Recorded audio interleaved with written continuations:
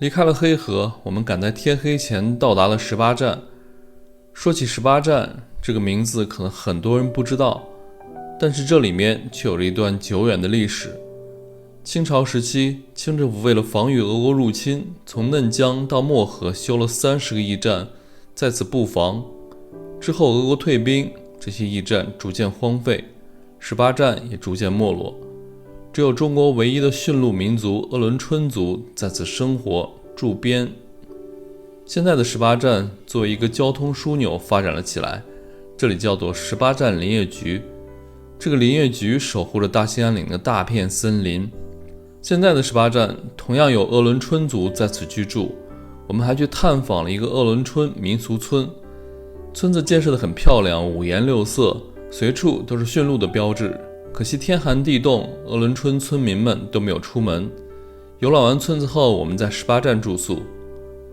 第二天赶往中国陆地最北点漠河的乌苏里浅滩。从18站到漠河这一段路是相当的艰险，虽然这是一条边境国道，但是一路上大雪覆盖着道路，车辆不停地打滑，很多弯道时速20公里都会打滑。更可怕的是，这段200多公里的路，我们没有遇到一个车。在西藏的无人区，我们都没有碰到这样极端的状况。在这样道路上，如果出现意外，后果将不堪设想。现在想起来，我们还有些后怕。如果将来有朋友要来雪季走这条路，一定要提前做好打算。下面就跟着文涛和狒狒开始今天的旅程吧。大家好，我是狒狒。我们正在从黑河自驾去漠河。那黑河到漠河全程如果走国道的话，大概是600多，将近700公里，需要10个小时。那今天呢，我们肯定是开不到了。现在是下午的4点多，天已经快要黑了。我们这会儿呢，开车来到了一个叫18站的地方。我看了一下时间，也差不多了。我们俩今天晚上就准备在18站这里休息住宿了。18站这里呢是属于黑龙江省大兴安岭地区塔河县的。我相信很多来东北自驾游的朋友可能都没有去过塔河县，但一定会路过或者知道这个18站。18站的全称是叫做18站鄂伦春民族乡。那大家听这个名字就知道这个地方一定是鄂伦春族人聚居的地方。在清朝的时候，当时为了防范沙俄的入侵，从摩尔根作为起点开始，大概每隔30公里就会修一个驿站。最终呢是修了30个驿站，一直修到了漠河那里。那我们现在所站的位置就恰好是其中第18个驿站的一个遗址地，所以呢这个地方就从历史上到现在就一直叫18站，而且现在就沿袭下来了。包括我们刚刚从黑河开车过来的时候，还路过了一个12站的遗址，其实都是当时清朝古驿站的地名。那现在18站鄂伦春民族乡的名字就是这样子来的。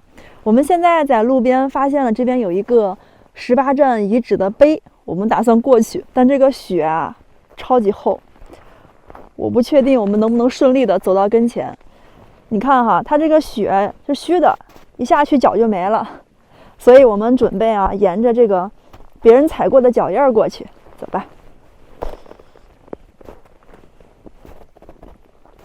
这个脚印这地方还行，基本上是硬的，还能稍微走一走。我们俩现在踩着前人的足迹，通过这个大雪坑，终于来到了石碑的前面。这个雪坑还挺深的，但是好在这些已经被踩过的地方是硬的，我们可以顺利的到碑跟前来。来到这里，我才看到这个18站遗址的碑已经立在这儿有40多年了。这个是黑龙江省的省级文物保护单位，1981年的时候就公布了，然后82年立的碑，已经比我们年纪都大多了。但是呢，我们从这个地方放眼望去以前的那些古驿站的那些遗址，还有古驿道肯定都不见了。不过呢，它的地址肯定就是在以前这个位置，和现在的国道331基本上是一条线的。我们现在进村了，来村里面逛逛。这个村感觉很新是不是把以前的旧房子都拆掉了？一会儿我俩转转去。其实呢，我之前看到就是官方媒体拍的鄂伦春的民族村里面都是木房子，用白桦林桦树做的。鄂伦春民族村这房子真漂亮，五颜六色的。这边看起来就是以前我们在电视里看的那样子，木栅栏，然后五颜六色的房子，房顶上都有烟囱，有的人家做饭了冒着烟。哎呀，童话世界呀！尤其是下过雪之后，太好看了这儿。我刚才在外面，我说：“哎呦，这旧房子拆了没了，没了呢。”我们现在来到了一个鄂伦春民族村，我不知道大家有没有听说过鄂伦春族。相信对很多朋友来说啊，鄂伦春族是一个既神秘又充满野性的民族。那在清朝的时候啊，鄂伦春族和达斡尔族以及鄂温克族一起被称为索伦三部。索伦就是先锋的意思，因为鄂伦春族人非常的勇敢，能征善战，所以在清朝的时候经常被清政府征调到全国各地去打仗。从清朝的康熙到乾隆，短短的70多年间，鄂伦春族人就被征调过200多次，是我们中国名副其实的战斗民族。在鄂伦春族人被征调的这200多次里面，就包括远赴西藏的吉隆，赶走了尼泊尔达曼人的入侵。那前几年呢，我和文涛经常去西藏旅行，在现在的西藏吉隆县吉隆镇达曼村附近，还留下了一个面积比较大的清军墓地群。那相信呢，那个里面应该也有我们鄂伦春族人的牺牲。那现在鄂伦春族人的总人口大概是9100人，其中呢，大部分分布在中国的黑龙江省和内蒙古自治区，新疆呢也有分布。我们俩刚刚进村的时候啊，那个村名的上面就有一排驯鹿，因为呢，鄂伦春这3个字就指的是使用驯鹿的人。那鄂伦春族人呢，最早并不在这里居住，他们是在贝加尔湖以东、黑龙江以北的那个区域。那后来是南迁到了我们的东北的境内。那在鄂伦春族南迁之前呢，他们在现在的西伯利亚那里主要的交通工具就是驯鹿。当然了，迁到东北之后啊，可以选择的就多了，比如说马，还有狗，还有雪橇，以及那个滑皮船、兽皮船这些。所以呢，现在的鄂伦春族人，既不杀狗，也不杀马，不吃马肉，也不吃狗肉，因为呢，他们以前进树林里面打猎的时候，狗啊和马啊就既是交通工具，而狗又是捕猎很得力的助手。我们俩现在在村子里走走转一下。我们俩刚进村的时候，其实还挺害怕的，因为这个村子啊，从可远的地方就听到里面有很多狗在叫。帅哥，你们这村子里都是鄂伦春族是不？不是啊，这不同住吗？都是啊。我们俩是纯的。哦。再一个，我妹妹。对。哦。我妹妹没回来。其他的就是有通婚什么的哈。啊。其他的就有通婚这种的了啊。对，像人家吧，就是结婚像那种的。但是我领你们上我家吧。行啊，去你家坐坐去。对。好。你看我妈，她会说奥尔县话，奥尔县话懂不懂？不懂啊，不懂，是少数民族语言是不？对呀。那我们肯定不懂啊。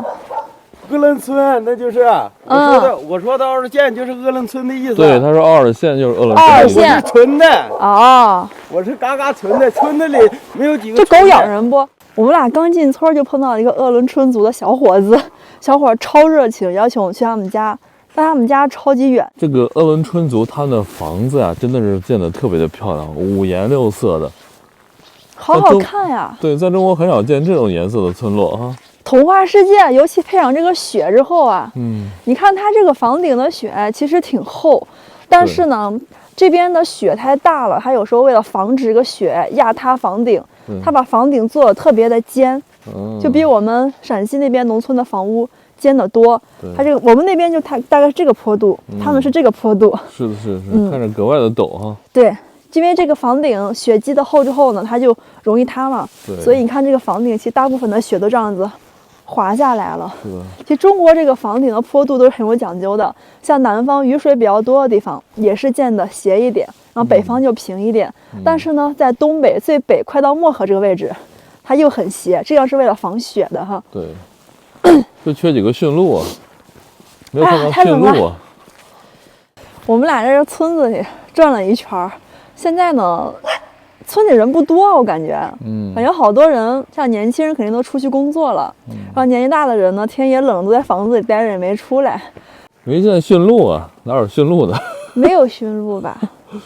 看我现在已经入乡随俗了，在东北已经是这个造型了，对，手已经插起来了。刚才我们碰到了一个鄂伦春族的帅哥，他跟我们说他们家那个房子还不是烧柴火取暖的，这个村子已经全部实现了集中供暖，就是家里头装上那个暖气片就好了，然后有地方是集中烧，有热水去供过来的。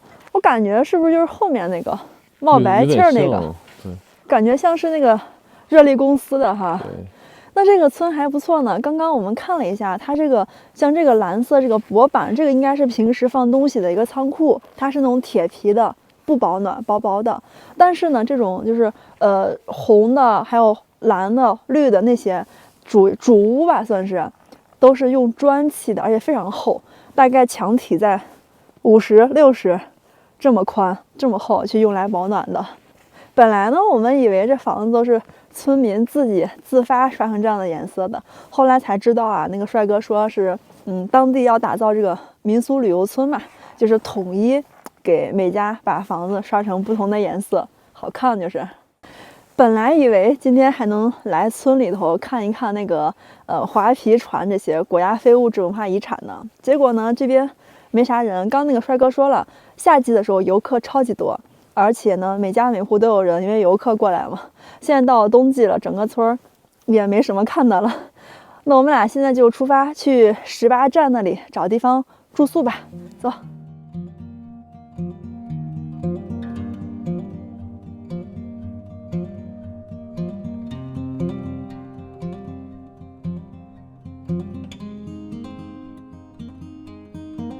我们现在开车去住的地方。这个18站现在已经变成了18站林业局，还挺大的。我看还有一个塔河县第5中学也在这儿呢，感觉是一个镇，甚至比镇还要大的规格了，是吧，涛哥？像是一个镇。我们现在只是外围的一条街，它其实里面还有好多街呢，超市啊、餐厅啊，什么都有这儿，修车的。这还有这种商贸公司，做贸易的。挺好玩的，没见过这种地方。对，18站。我们俩在乡里找了一个宾馆，这个宾馆才70多，73还是76来着，但是条件还不错。你看这床单上面还画了一个脸谱，还挺可爱的。然后里面还带了一个卫生间，70多块钱，我觉得相当满意了。这就是我们昨天晚上住的地方，18站，鄂伦春民族乡。下雪了，昨晚上，我早上起来一看，这是我们的车，车上面都是雪，但是还好不算很厚。下雪之后，每个人还有车都小心翼翼的。我现在也是走特别慢，嘎吱嘎吱的踩着雪去吃饭，吃个早饭。刚问了一个人，说前面这儿有一家冒热气的，就是早餐店。我现在过来找找，还真是不好找呢。应该就那个，你看那门一开，就有热气出来那儿。终于找到了一个卖早饭的，里边人可多。看一看我的早饭，2个包子，1肉1素，一共3块5。稀饭1块钱。个小咸菜不要钱，等于呢我吃这么多一共4块5毛钱。吃完了再给文涛带点回去。18站是一个很安宁的小驿站，古代的时候就是一个驿站，现在呢感觉是一个林场啊，这边人还是挺多的，像一个县一样的规模。然后狒狒去退房去了，马上出来。昨晚下的雪把车前面又糊着了，不知道结冰了没？应该没结冰，没结冰的话好弄一些，我试一试吧。没结，就是雪。狒狒来了，狒狒已经退完房出来了。哎呀，老板非要送我们2瓶水，老板太热情了。老板说这个一定让我们尝一尝，这个水叫18亿，是他们这边的当地的。源自大兴安岭永冻层下的甘泉，有永久冻土层下面的，哇，看着就不错啊。老板太热情了，老板刚才问我们吃早饭没，他刚烧好稀饭。离开了18站，我们前往中国最北点乌苏里浅滩。这200多公里的路程，我们沿着中俄边境公路331国道行驶，开了5个小时，路上一个车都没有碰到。这是我们在中国开过的最人烟稀少的道路，在西藏无人区的219国道，这种状况都不曾发生。这一路331国道积雪很厚，我们配备雪地胎的4驱车也一路打滑，险情不断。我们刚才在18站这里加满了油，现在继续往北出发去漠河，给大家看一下我们现在的纬度。现在是北纬52度27分，而我们中国的最北端是北纬53度多，我们已经非常的接近中国最北点了。从这儿出发呢，到乌苏里浅滩大概是250公里，需要开4个小时。再到北红村和北极村呢，又需要再多2-3个小时。反正呢，今天一天基本上就是在路上了。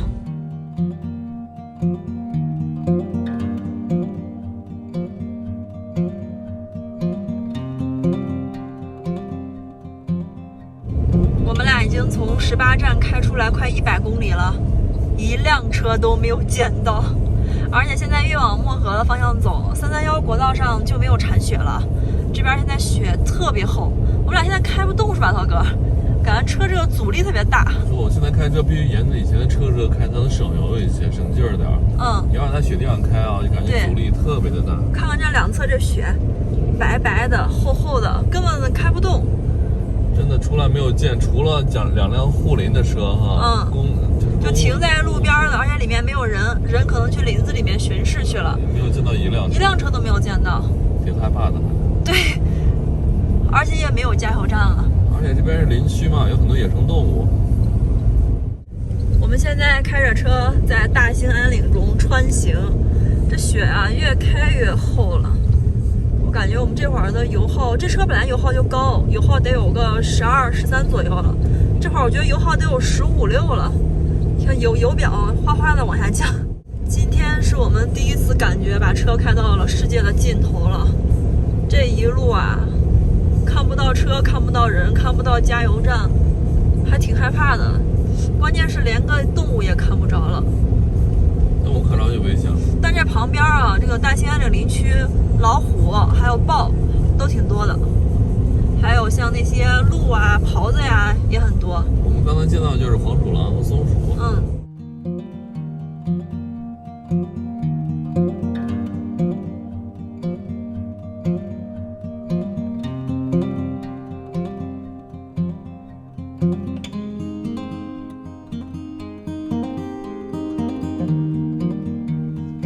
我们还在去往漠河的路上，刚刚我看了一下路标啊，现在距离北极村还有230公里。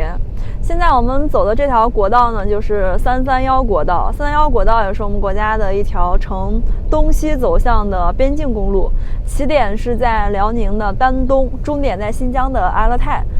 这条路的全长是达到了9000多公里，非常长的，仅次于这个219国道1万公里。我们现在是到了331国道的3820公里处。其实呢，我们从吉林延边开始，基本上就全程是沿着331国道在走的。我们在延边的珲春，就车吊沟里那块是1422公里，现在是3822公里，基本上呢已经沿着这个走了2400公里了。从伊春那个位置进入小兴安岭之后，一直到黑河，再往北进入大兴安岭，我们这一路上基本都是在这样的林海雪原中穿梭。大家现在可以看到窗外嘛，整个都是白茫茫的一片。而且呢，今天我们走的这一段331国道啊，因为太靠于中国的最北边的边境这里，这边没有人，也没有什么车。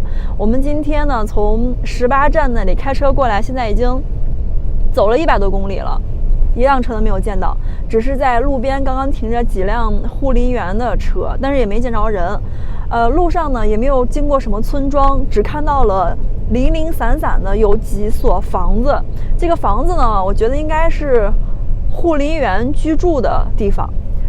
除此之外，就是这个乡镇啊、村庄啊、加油站啊、吃饭的药店这些，超市什么都没有。给大家看一下，我们现在正在开的这段331国道，这边基本没有游客，有的也就是当地的护林员呀、森林公安这些了。这就是从伊春开始几百公里，我们车窗外的风景一直都是这个样子。这是白桦林，还有松树，再加上那个厚厚的积雪。这完全就是我们以前电影里看到的林海雪原的场景了。现在是正中午，天上还有大太阳。这会儿呢是一天中温度最高的时候，给大家看一下我们现在车里面显示的车外温度是-9，刚才是-10，这会儿还涨了1度。再给大家看一下我们车里头，空调两边空调都是开的29，暖风，而且是3项吹的，可以吹到脚。但我们俩现在脚还是很冷。身上还行，就脚特别冷，是吧，涛哥？哦，他脚是冰的，我脚也是冰的。看这块要上坡了，这点就要特别慢，上下坡加拐弯的时候是最容易侧滑的。哇，我们俩今天开车这油耗真是不低呢。它这边不铲雪之后啊，雪一厚，我们的车在里面就感觉推着雪走，阻力非常大。塔河县22镇，22站服务区。我的个妈呀！我们开了这么远，终于看到有这么多房子了。哎，这边有人啊！这房顶在冒烟，天哪！我感觉在这种场景还看到人，老激动了。我们从18站出来见的第一个村子，第一个就是有这么多房子的，就中间零零散散，只是有一些没有人住的护林员的平时可能休息的房子。到这儿终于有这么多房子了。最北驿站邮局，这边全是最北啊。但是它这个好多房子也没人，我看只有冒烟那几个有人，不过还是没有加油站。大家以后过来的话呢，在18站那里把油最好加满。我们已经开出这么远了，没有见到加油站，应该是要到北极村那儿才有。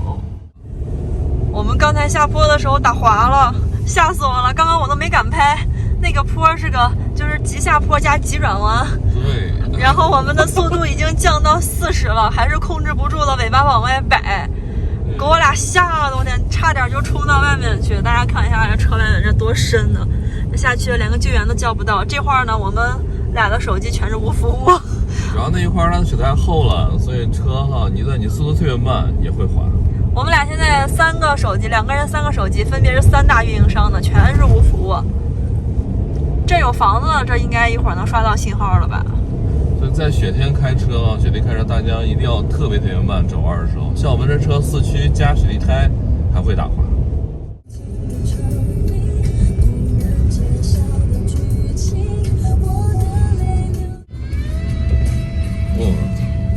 我的妈呀，吓死我了！又在打滑。我俩现在在小心翼翼。哦，这个桥断了。怪不得呢。我们现在走的这是个便道，刚才提示说前方有断桥，原来那个就是断桥啊。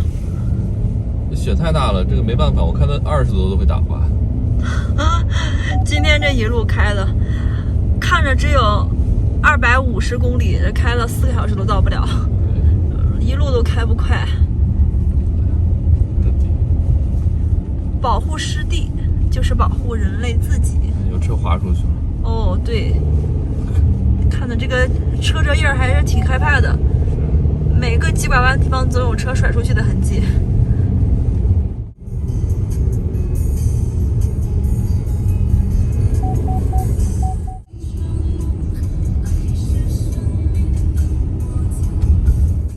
这今天这一路啊，我们的车跟马拉雪橇一样，一路滑着走的，太吓人了。我只能说这个路上，我刚才觉得路上没车挺害怕的，这会儿觉得没车也是好事儿。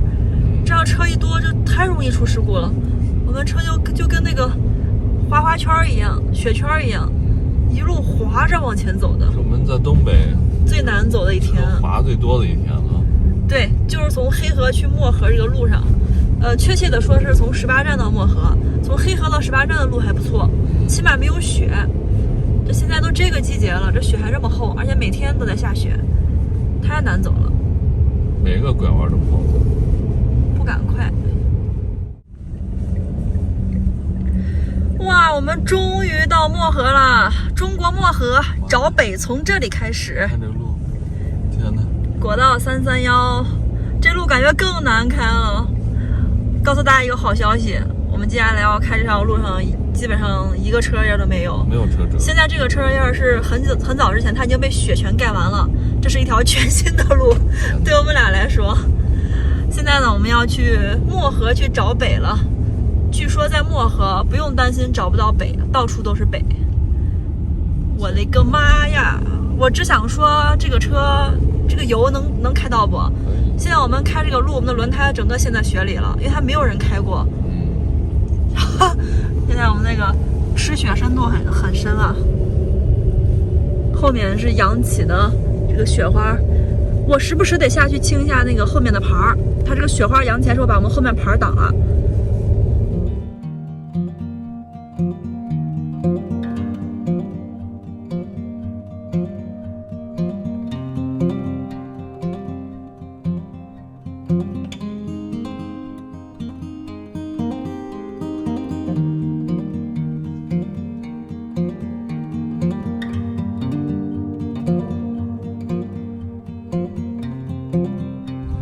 我们现在离开了331国道，朝右边的一个小路拐进去，那里就是中国的最北点乌苏里浅滩的所在地。但这边现在好像和龙江第一湾已经划成了一个景区了。拐进来之后呢，这个路很难开，大家能看到吗？现在路面都是这种波浪状的起伏路面，跟我们前些年走的青藏公路一模一样的。这又是冻土路段，我们现在车跟过山车一样，上上下下的。龙江第一湾是什么湾啊？龙江第一湾就是黑龙江上面的一个大拐弯，它在那个地方拐成了一个欧米伽的一个形状。那个地方叫一湾三岛，好像是，就它一个弯拐了个欧米伽，所以形成了3个半岛，环形的半岛。刚才天天跟我说，我还不知道什么意思。龙江第一湾，这个景区很有名。我们刚过来的时候，331国道上都是雪，但是往这个景区去啊，这路上的雪已经被车都压出痕迹来了，因为很多人去那玩。